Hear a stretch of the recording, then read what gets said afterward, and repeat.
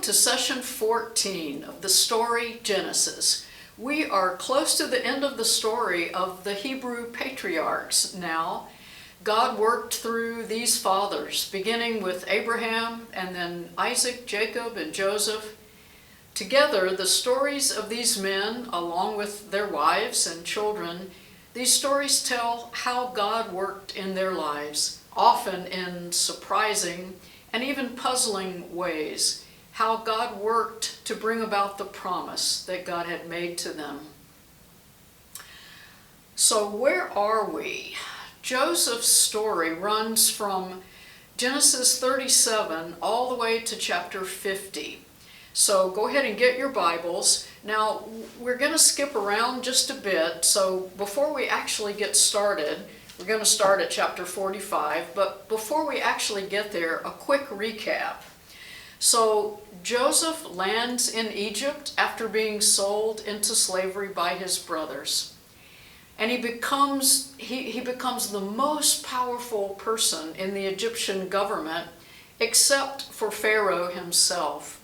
Now back home, Joseph's parents and brothers are facing starvation. There's this huge famine everywhere. And so Joseph's father, Jacob, sends the brothers to Egypt to buy food. Now, of course, he has no idea that that's where Joseph is. So when the brothers get there and come before the government, Joseph recognizes them immediately, but they do not recognize him. So for a while, Joseph pretends not to know them. He calls them spies and he throws them into prison. And then he demands that they should go home and bring back Benjamin, the youngest brother. That's a difficult idea for the father, Jacob, because, of course, as we know, he already lost one son who just disappeared into nowhere, Joseph. And so he is so reluctant, but he finally agrees to send Benjamin, to let Benjamin go, or else the family truly was going to starve. So the youngest brother, Benjamin, is taken to Egypt, and Joseph still doesn't tell them who he is. And he continues to manipulate them, and he puts his silver cup into Benjamin's backpack and then calls Benjamin a thief. He sends the brothers back home, and he says he's going to keep Benjamin to be his own slave. One of the brothers, Judah, begs Joseph to let Benjamin go and keep him, Judah, as a slave instead. Judah says if they go home, if the brothers go back to their father and they do not have Benjamin, their father Jacob will just die. They cannot do that. They cannot do that. And so then, when they say that, it happens. Joseph breaks. Read with me in chapter 45, starting at the first verse. Then Joseph could no longer control himself before all those who stood by him, and he cried out, "Send everyone away from me." So no one stayed with him when Joseph made himself known to his brothers. And he wept so loudly that the Egyptians heard it, and the household of Pharaoh heard it. Joseph said to his brothers, "I am Joseph. Is my father still alive?" But his brothers could not answer him, so dismayed were they at his presence. Then Joseph said to his brothers, "Come closer to me." And they came closer. He said, "I am your brother, Joseph, whom you sold into Egypt.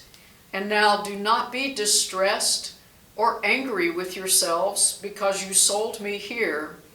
For God sent me before you to preserve life.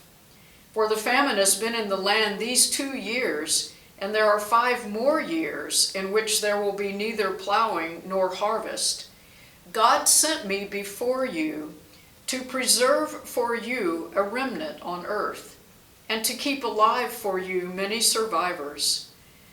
So it was not you who sent me here, but God. He has made me a father to Pharaoh, and lord of all his house, and ruler over all the land of Egypt. Hurry and go up to my father, and say to him, Thus says your son Joseph, God has made me lord of all Egypt. Come down to me, do not delay. You shall settle in the land of Goshen, and you shall be near me, you and your children, and your children's children, as well as your flocks, your herds, and all that you have. I will provide for you there, since there are 5 more years of famine to come, so that you and your household and all that you have will not come to poverty. And now your eyes and the eyes of my brother Benjamin see that it is my own mouth that speaks to you. You must tell my father how greatly I am honored in Egypt, and all that you have seen.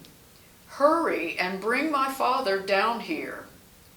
Then he fell upon his brother Benjamin's neck and wept, while Benjamin wept upon his neck. And he kissed all his brothers and wept upon them. And after that, his brothers talked with him. So Joseph does send the brothers home to bring their father, Jacob, back. And it's funny that he tells them not to argue on the way. And then picking up once more in verse 25, "So they, the brothers, went up out of Egypt and came to their father Jacob in the land of Canaan. And they told him, 'Joseph is still alive. He is even ruler over all the land of Egypt.' He was stunned. He could not believe them. I guess so. Jacob was stunned. What an understatement. Continuing in 27, "But when they told him all the words of Joseph that he had said to them, and when he saw the wagons that Joseph had sent to carry him, the spirit of their father Jacob revived. Israel said, 'Enough, my son Joseph is still alive. I must go and see him before I die.' So Jacob does go, and he brings the whole family to the land of Goshen in Egypt. And Joseph makes sure that they are taken care of. The brothers worry that maybe Joseph was only being gracious to them for their father's sake. And when Jacob, their father, dies, they go to Joseph and they ask for forgiveness. And again, Joseph speaks graciously. Joseph tells them, 'Even though you intended to harm me, God intended it for good. Do not be afraid.' Before Joseph dies, he reminds the family of God's promise, and he asks that they take his bones to the promised land. Like his father Jacob, and his father Isaac, and his father Abraham, Joseph is a very flawed human being, like each of us. He made both good and bad decisions. He showed grace and mercy, but he was also vengeful and dishonest and self-serving. Throughout this story, all the way back to Abraham, to Isaac, to Jacob, and through Joseph, God has been the main character, working through these less than perfect people. God chose them, made a promise to them, and kept that promise for no other reason than that's what God wanted to do, not because of any of their own characteristics. The story of Abraham and Isaac, Jacob and Joseph, their story ends as Genesis ends. If we were to turn the page, though, we will see that the promise remains, and the God of promise continues to move through the stories of descendants of this family fulfilling the promise. Thanks for journeying together with us through Genesis. Of course, there is so much more to the story. So hope to see you in the next series of the story.